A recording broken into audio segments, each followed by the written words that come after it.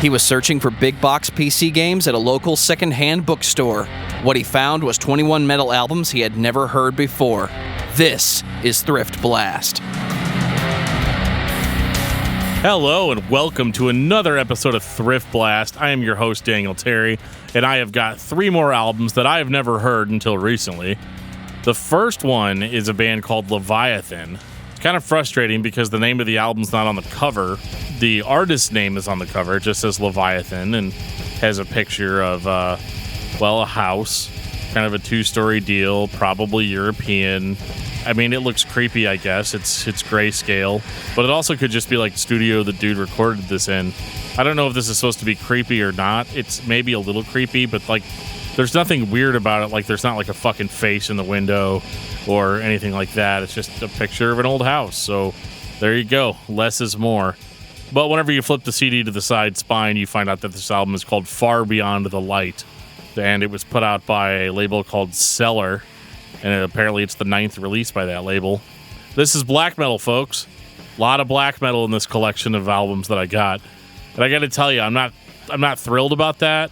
Doesn't make me super happy because black metal, in my opinion, is somewhat one-dimensional. And this record is no exception.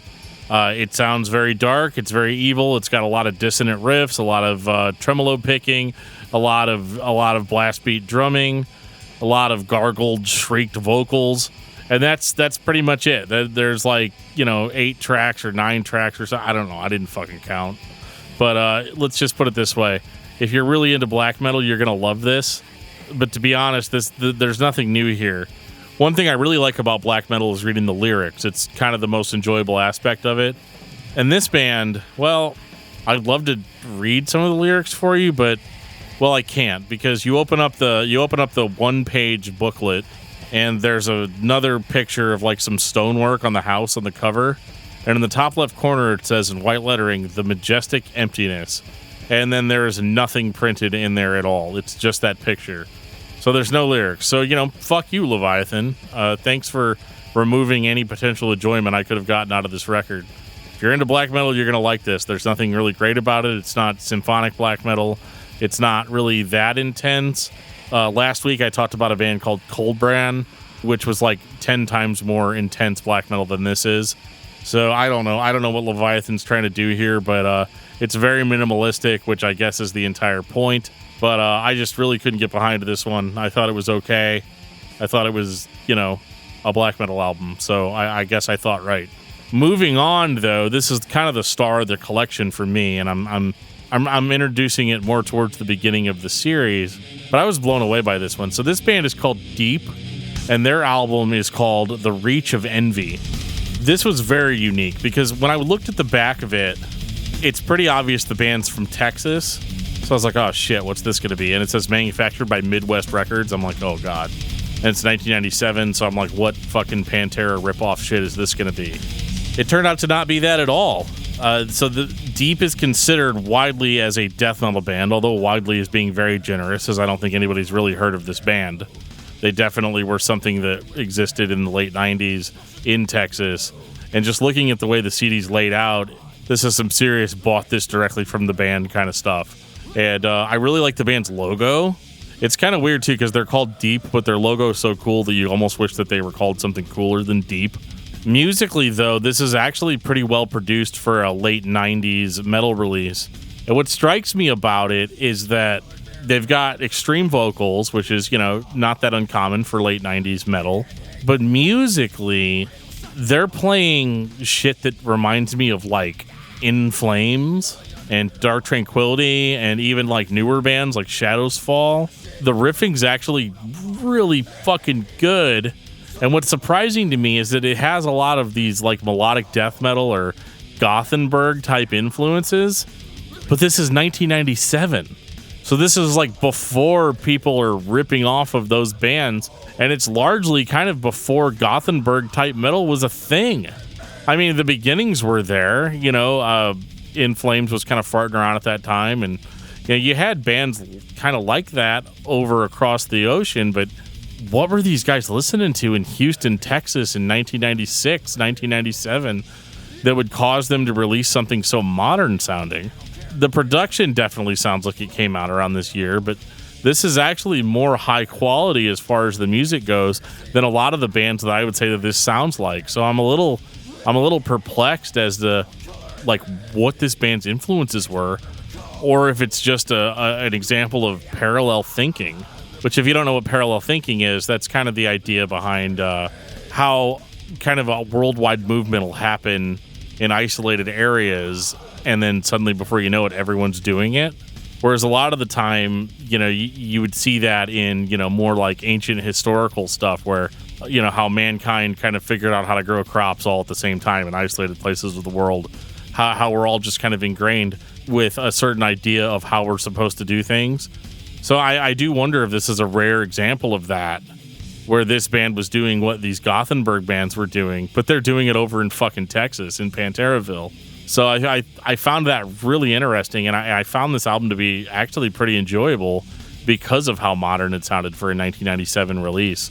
This is probably one of the best, if not the best, out of the entire collection, because I was not expecting it to sound like this, and I definitely went into it like negatively, and then it kind of won me over as it went.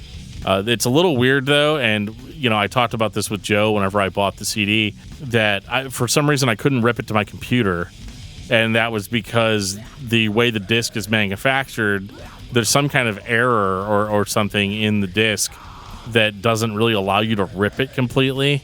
And if Joe were here, he'd give you all kinds of information as to why that is.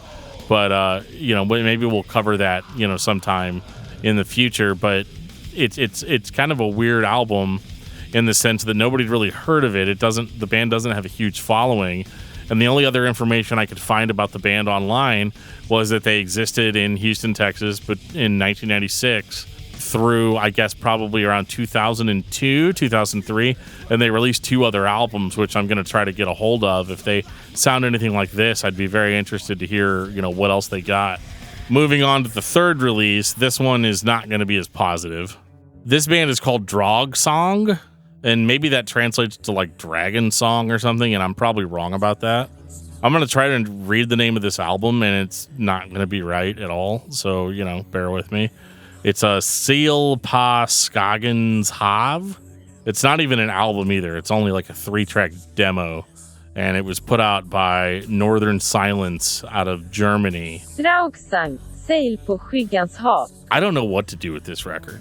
This is clearly a demo, and it sounds like it. The production quality is horrible. The cover is kind of badly drawn too, because at first I thought it was kind of a cool artsy cover, but the more I looked at it, it's just like a kind of a shitty drawing of a boat, and there's like a zombie coming out of the water. It just looks fucking cartoony as shit. Like, I can't even describe it. You'll have to look at it for yourself. I believe that we have these all posted, the album covers posted with the episode.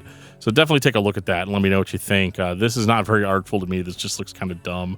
The band's logo looks really cool. It's got kind of like dragons, which is why I think the Draugsang, has something to do with dragons or serpents or maybe sea serpents or something. But the music is very sparse. So there's like, the first song has like kind of an atmospheric intro, and then it cuts to like just some really disjointed black metal-y, folksy sounding stuff with some asshole just growling over it. I'm totally fine with that. It's not that I have a problem with growling in metal, obviously, but this just sounds like a demo. It's 3 songs, and it's funny too because if you look at the liner notes, it says, so the first song is the name of the album, and I'm not going to read all the song titles because they're like impossible for me to pronounce. But it says like music and lyrics created in 1998, but recorded in 2003. The second song, music and lyrics were created in 1998 and recorded in 2001. And then the third song says created and recorded in 2004. So I guess they just kind of farted that one out in the studio. There are lyrics for all of the songs, but none of them are in English. So I really couldn't tell you worth a shit what any of them are about. Maybe one day I'll throw these on Google Translate and try to figure out what the fuck they're about. That's going to be interesting because I have to figure out what language it is, and I'm not entirely certain what language this is even in. I guess my biggest issue with it is that it sounds bad. It's really quiet. The vocals aren't great. The clean vocals are fucking terrible. The drumming is just basically not even there, as far as I can tell. And I guess my question ultimately is, if this is all the music you had for years, why would you only record 3 songs and put it out? Like, I don't understand that 100%. It kind of bugs me that this is all they had.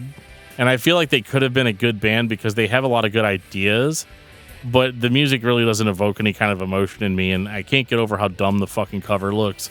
And so this is just kind of like, oh man, I don't even know if this was worth like the $1 or whatever I paid for it.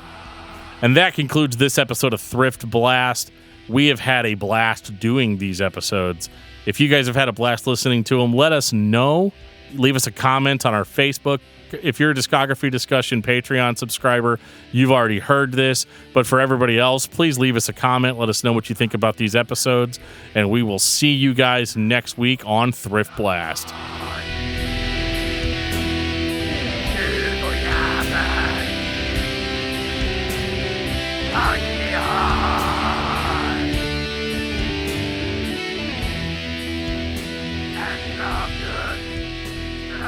Good.